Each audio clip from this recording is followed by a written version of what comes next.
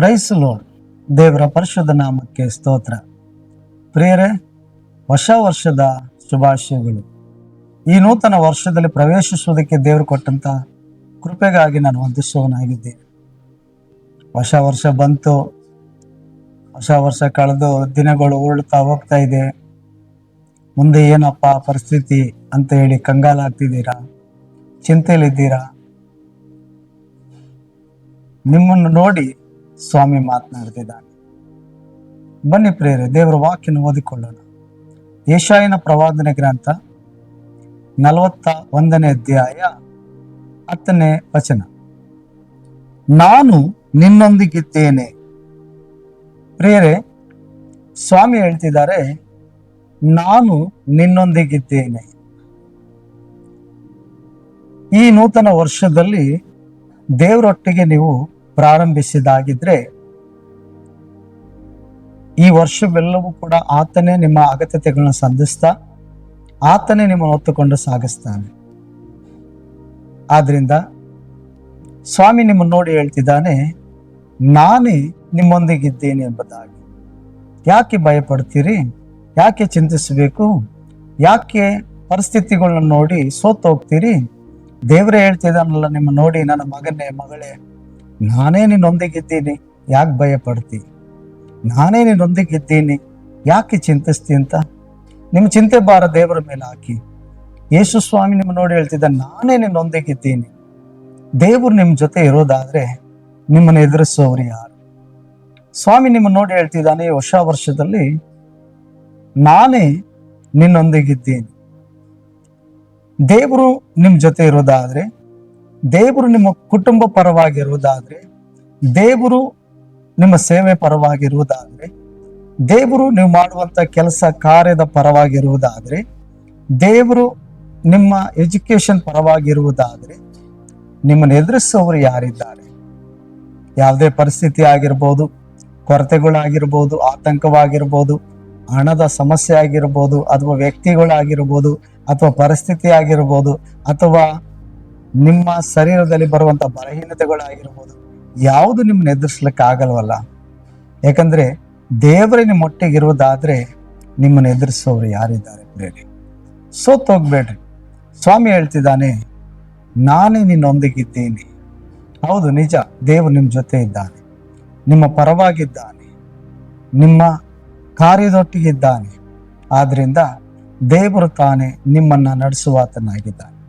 ಹಾಗಾದ್ರೆ ದೇವರು ನಿಮ್ಮ ಪರವಾಗಿರುವುದಾದ್ರೆ ಏನೆಲ್ಲ ಸಂಭವಿಸ್ತದೆ?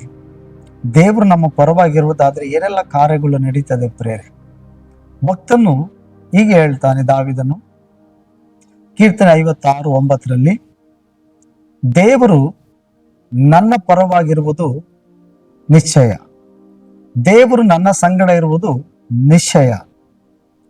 ಆದ್ರಿಂದ ನಾನು ಮೊರೆ ಇಡುವಾಗ ನನ್ನ ಶತ್ರುಗಳು ಪಲಾಯನ ಮಾಡ್ತಾರೆ ಅಂತ ಹೇಳ್ತಾನೆ. ಹಾಗಾದ್ರೆ ಯೋಚನೆ ಮಾಡಿ, ದೇವರು ನಿಮ್ಮ ಪರವಾಗಿರುವುದು ನಿಶ್ಚಯ. ಅದಕ್ಕಾಗಿ ಅಲ್ವಾ ದೇವರು ಬೇಟೆಗಾರನ ಬಲೆಯಿಂದ ಮರಣಕಾರ ವ್ಯಾಧಿಗಳನ್ನ ತಪ್ಪಿಸಿ ಈ ಹೊಸ ವರ್ಷದಲ್ಲಿ ಬರುವಂತೆ ದೇವರು ಕೃಪೆ ಕೊಟ್ಟಿದ್ದಾರೆ.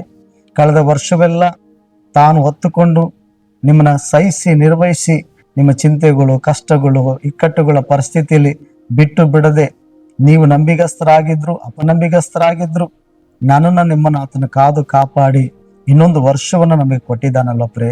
ಆದ್ರಿಂದ ಚಿಂತಿಸಬೇಕಾದ ಅವಶ್ಯಕತೆ ಇಲ್ಲ. ಈ ವರ್ಷನೂ ಕೂಡ ದೇವರು ಅದ್ಭುತಕರವಾಗಿ ನಡೆಸ್ತಾನೆ. ಬರುವಂತ ಎಷ್ಟೋ ಆತಂಕಗಳಾಗಿರ್ಬೋದು, ಚಿಂತೆ ಆಗಿರ್ಬೋದು, ಕಳವಳಗಳಾಗಿರ್ಬೋದು, ಭಯವಾಗಿರ್ಬೋದು, ಆತನ ನೋಡ್ಕೊಳ್ತಾನೆ. ಯಾಕಂದ್ರೆ ಆತ ನಿಮ್ ಜೊತೆ ಇದ್ದಾನೆ, ನಿಮ್ಮ ಪರವಾಗಿದ್ದಾನೆ. ನೋಡಿ, ಯೇಸು ಸ್ವಾಮಿ ಶಿಷ್ಯಂದಿರ ಜೊತೆ ಇದ್ದಿದ್ರಿಂದ ಅವರು ಆಚೆ ದಡಕ್ಕೆ ಹೋಗೋಣ ಬನ್ನಿ ಅಂತ ಯೇಸು ಸ್ವಾಮಿ ಕರೆದ್ರು. ಅವರೆಲ್ಲರೂ ಕೂಡ ದೋಣಿಯನ್ನು ಹತ್ತಿ ಆಚೆ ದಡಕ್ಕೆ ಹೋಗ್ತಿದ್ದಾರೆ. ಆದ್ರೆ ಮಧ್ಯದಲ್ಲಿ ಒಂದು ದೊಡ್ಡ ತೂಫಾನ್ ಎದ್ದೊಳ್ತು, ದೊಡ್ಡ ಬಿರುಗಾಳಿ ಎದ್ದು ಸಮುದ್ರದ ಅಲೆಗಳು ಆ ದೋಣಿಗೆ ಬಂದು ಬಡಿಯುವಾಗ ಆ ದೋಣಿ ನೀರನ್ನು ತುಂಬಿ ಮುಳುಗುವ ಸ್ಥಿತಿ ಬಂತಂತೆ. ಶಿಷ್ಯರೆಲ್ಲ ಪ್ರಾಣ ಉಳಿಸಿಕೊಳ್ಳುವ ಭಯದಲ್ಲಿ ಎಂತ ವಿಶ್ವಾಸನ ಕಳ್ಕೊಂಡಿದ್ದೇನೆ, ಅವರು ಗುರುವೇ ಗುರುವೇ ಎಂಬುದಾಗಿ ಕೂಗ್ತಿದ್ದಾರೆ. ಯೇಸು ಸ್ವಾಮಿ ಆ ದೋಣಿ ಹಿಂಭಾಗದಲ್ಲಿ ತಲೆದಿಂಬಿಟ್ಟುಕೊಂಡು ಮಲಗಿದ್ದಾನೆ ಎಂಬುದಾಗಿ ವಾಕ್ಯ ಹೇಳ್ತದೆ. ಆಗ ಸ್ವಾಮಿ ಏನ್ ಮಾಡಿದ್ರು? ಎದ್ದು ತಕ್ಷಣವೇ ಆ ದೋಣಿಯ ಮುಂಭಾಗಕ್ಕೆ ಹೋಗಿ ತನ್ನ ಕರಗಳನ್ನು ಎತ್ತಿ ಆ ಸಮುದ್ರವನ್ನು ಗದರಿಸಿ ಮರೆಯಬೇಡ, ಶಾಂತವಾಗು ಅಂತ ಹೇಳಿ ಶಾಂತಪಡಿಸಿ ಶಿಷ್ಯಂದಿರು ನೋಡಿ ಹೇಳಿದ್ರು, ಯಾಕೆ ಸಂದೇಹ ಪಡ್ತೀರಿ? ನಿಮ್ಗೆ ಇನ್ನೂ ವಿಶ್ವಾಸ ಇಲ್ಲವೇ? ನಾನಲ್ವಾ ನಿಮ್ಮ ಸಂಗಡ ಇರ್ತೀನಿ ಅಂತ ಹೇಳಿತ್ತು, ನಾನಲ್ವಾ ಕರೆದಿತ್ತು ನಿಮ್ಮನ್ನ ಅಂತ ಹೇಳಿ ಸ್ವಾಮಿ ಆಚೆ ದಡಕ್ಕೆ ಕರ್ಕೊಂಡೋಗಿ ಸೇರಿಸೋದನ್ನು ನೋಡ್ತೀವಿ. ಪ್ರಿಯರೇ, ನಿಮ್ಮ ಜೀವಿತದಲ್ಲಿ ಇದೇ ರೀತಿಯಾಗಿ ಒಂದು ದೊಡ್ಡ ಬಿರುಗಾಳಿ ಎದ್ದಿರ್ಬೋದು. ಕುಟುಂಬದಲ್ಲಿ, ವ್ಯಕ್ತಿಗತವಾಗಿ, ಹಣದ ಸಮಸ್ಯೆಯಲ್ಲಿ, ಆರೋಗ್ಯ ಪರಿಸ್ಥಿತಿಯಲ್ಲಿ ಏನೋ ಒಂದು ಕಾರ್ಯಗಳು ಆಗಿರ್ಬೋದು. ಸೈತಾನ ಅನೇಕ ಶೋಧನೆಗಳು ನಿಮ್ಮಲ್ಲಿ ತಂದಿರ್ಬೋದು. ಆದರೆ ಸ್ವಾಮಿ ನಿಮಗೆ ಮಾತು ಕೊಟ್ಟಿದ್ದಾನಲ್ವಾ, ನಾನು ನಿನ್ನ ಸಂಗಡ ಇದ್ದೀನಂತ, ಅದನ್ನು ಮಾತ್ರ ಮರಿಬಾರ್ದು. ಆ ವಾಗ್ದಾನ ಮಾತ್ರ ಮರಿಬಾರ್ದು. ದೇವರು ನಿಮ್ಮ ಸಂಗಡ ಇರೋದಾದ್ರೆ ನಿಮ್ಮ ಮುಂದೆ ಎದುಳುವ ಪ್ರತಿಯೊಂದು ಅಲೆಗಳನ್ನ, ಪ್ರತಿ ಸಮಸ್ಯೆಗಳನ್ನ ಆತನು ತನ್ನ ಕರವೆತ್ತಿ ಗದರಿಸಿ ಶಾಂತಪಡಿಸ್ತಾನೆ. ಹಾಗಾದ್ರೆ ನಿಮ್ಮ ಜೊತೆಯಲ್ಲಿ, ನಿಮ್ಮ ದೋಣಿಯಲ್ಲಿ, ನಿಮ್ಮ ಕುಟುಂಬ ಜೊತೆ ದೇವರಿದ್ದಾನೆ ಅನ್ನೋದನ್ನ ಮಾತ್ರ ಮರಿಬೇಡಿ. ದೇವರು ಇಲ್ಲ ಅನ್ನೋದು ಯಾವಾಗ ನೀವು ಅರ್ಥ ಮಾಡ್ಕೊಳ್ತೀರೋ ಆಗ ಶತ್ರು ನಿಮ್ಮನ್ನು ಜಯಿಸೋದಕ್ಕೆ ಅವಕಾಶ ಕೊಡ್ತೀರಿ. ಆದರೆ ಸ್ವಾಮಿ ಏನು ಹೇಳ್ತಿದ್ದಾರೆ? ನಿನಗೊಂದು ವಾಗ್ದಾನ ಮಾಡ್ತಿದ್ದಾರೆ, ನಾನು ನಿನ್ನೊಂದಿಗಿದ್ದೀನಿ ಎಂಬುದಾಗಿ. ಭಯಪಡಬೇಡಿ, ದೇವರು ನಿಮ್ಮನ್ನು ಆಶೀರ್ವದಿಸಲಿ. ಬನ್ನಿ ಪ್ರಾರ್ಥಿಸೋಣ.